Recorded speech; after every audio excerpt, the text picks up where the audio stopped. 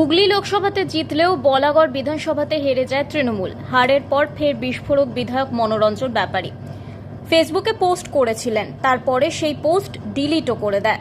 সংবাদ মাধ্যমে তার বক্তব্য, তাকে প্রচার থেকে সরিয়ে দেওয়া হয়েছিল, বলাগড়ে আমাকে ঢুকতে দেওয়া হয়নি, আমি হারা আসন জিতিয়েছিলাম, আমাকে দায়িত্ব দিলে ঠিক জিতাতাম, যারা দায়িত্বে ছিলেন তারা কেন জেতাতে পারল না প্রশ্ন তুললেন।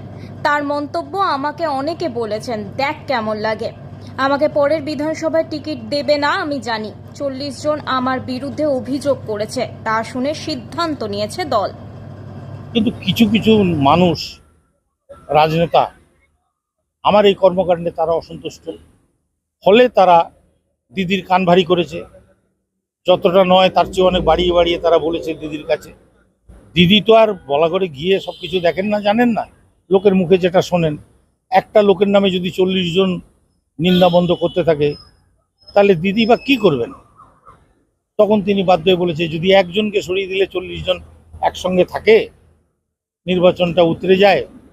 উনি সেটা করেছেন, আমাকে নির্বাচন থেকে অফ করে দিয়েছেন, আমি আর প্রচারে যাব না, আমাকে নির্দেশ দিয়েছেন।